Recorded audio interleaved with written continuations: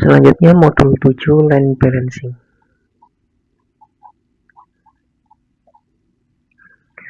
Latar belakang bahwasanya dalam sistem produksi, khususnya pada proses pengemasan, keseimbangan lintasan merupakan salah satu faktor penting yang menentukan tingkat efisiensi dan produktivitas.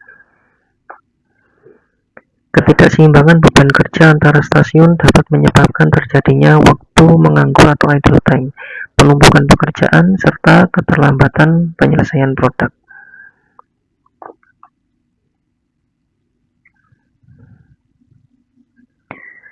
Landasan teori untuk line balancing atau keseimbangan lintasan merupakan salah satu aspek penting dalam perancangan sistem produksi massal, khususnya pada proses perakitan dan pengemasan.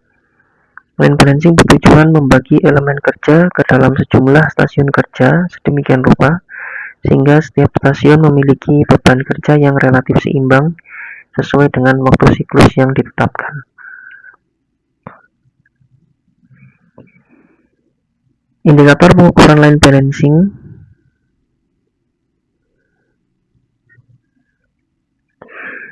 adalah waktu idle time, yaitu waktu menganggur yang terjadi ketika suatu stasiun kerja tidak melakukan aktivitas produksi karena menunggu proses dari stasiun sebelumnya atau akibat ketidakseimbangan beban kerja. Indikator yang lain adalah keseimbangan waktu senggang atau balance delay. Balance delay menggambarkan presentasi waktu menganggur terhadap total waktu tersedia dalam lintasan. Kemudian efisiensi stasiun kerja merupakan indikator yang menunjukkan perbandingan antara waktu efektif dan waktu total siklus lintasan produksi. Selain itu, penentuan jumlah dan pembagian workstation merupakan indikator yang mempengaruhi kelancaran aliran produksi. Kemudian indikator lainnya adalah smoothness index yang digunakan untuk mengukur tingkat penyimpangan waktu kerja antar stasiun. Pendekatan line balancing ada beberapa, antara lain pendekatan analitis, kemudian pendekatan heuristik. Pada praktikum ini dilakukan pendekatan heuristik, antara lain dengan metode large candidate rule, kemudian region approach, kemudian metode ring width position, metode Moody-Young. Kemudian pendekatan yang lain adalah pendekatan berbasis komputer. Kemudian dalam praktikum ini, persiapan data yang diperlukan adalah precedence diagram dari modul 1, kemudian mengambil waktu baku dari modul 6, kemudian menggunakan target produksi yang telah ditetapkan, kemudian waktu kerja efektif yang ditentukan yaitu 420 menit atau sesuai dengan ketentuan dalam praktikum. Kemudian dilakukan penghitungan waktu siklus, kemudian mengisi dalam lembar kerja.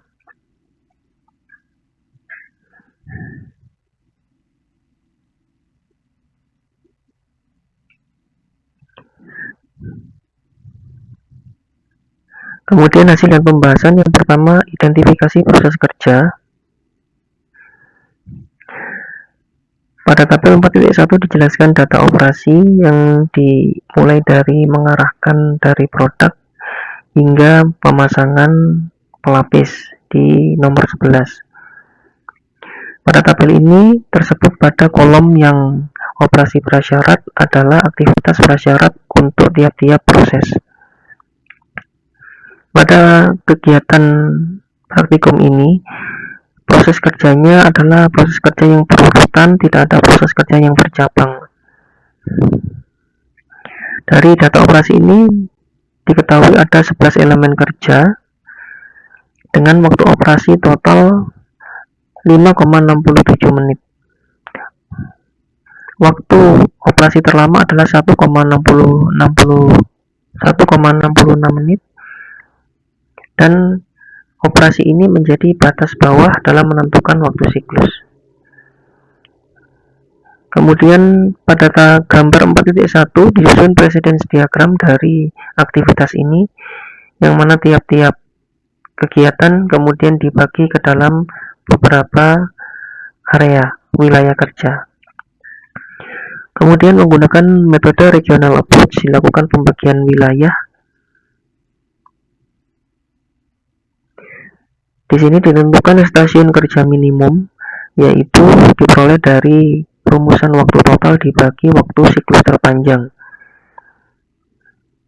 di mana diperoleh stasiun kerja sebanyak 4. Kemudian tabel 4.2 menunjukkan precedence diagram dibagi menjadi 4 wilayah dengan masing-masing operasi. Kemudian dilakukan penentuan waktu siklus. Waktu siklus alternatif yang ditentukan adalah 1,7, 1,8, 2, 2,2, dan 2,5. Kemudian seluruhnya valid dari waktu siklus tersebut. Dari waktu siklus yang valid kemudian ditentukan waktu siklus optimum. Dari hasil perhitungan ini maka diperoleh waktu siklus optimum adalah di waktu siklus 1,7, dimana pada waktu siklus 1,7 diperoleh nilai IT sebesar 1,13, nilai EF 83,38%, kemudian nilai BD 16,62%, dan SI 0,69. Ini adalah kondisi yang terbaik dibanding waktu siklus yang lainnya. Kemudian metode ring weak position dilakukan metrik pendahuluan dengan memberi angka 1 untuk proses yang dikerjakan sebelumnya, dan dengan penilaian 0 jika elemen tidak berhubungan, sebagaimana tampak pada tabel 4.6. Kemudian dilanjutkan dengan tabel perhitungan bobot, dimasukkan nilai waktu untuk tiap operasinya. Kemudian dilakukan perankingan bobot sebagaimana tabel 4.8. Setelah itu, penentuan waktu siklus yang mungkin ada 5 alternatif, yaitu 1,7, 1,8, 2, 2,2, dan 2,5. Seluruhnya adalah valid. Setelah waktu siklus alternatif ditentukan, maka ditentukan waktu siklus optimum. Dilakukan penghitungan pada IT, idle time, BD, balance delay, efisiensi, dan smoothness index. Dan seluruh perhitungan tersebut menghasilkan nilai pada tabel 4.11. Dari hasil perhitungan ini menunjukkan waktu siklus 1,7 memberikan kinerja terbaik dibandingkan proses waktu siklus yang lainnya. Kesimpulan dan saran. Untuk kesimpulan, jumlah stasiun kerja minimum adalah 4 stasiun kerja. Membandingkan metode RA dan RBW, untuk RA atau regional approach dan ring weak position menghasilkan nilai efisiensi yang sama karena proses kerja yang dilakukan berurutan, tidak ada proses yang bercabang. Waktu siklus optimal adalah 1,7 menit, efisiensi lini 83,38 yang dicapai menggunakan 4 stasiun kerja. Kemudian untuk target produksi dengan 60 unit per hari dengan waktu kerja efektif 420 menit per hari, takt time yang dibutuhkan adalah 7 menit per unit.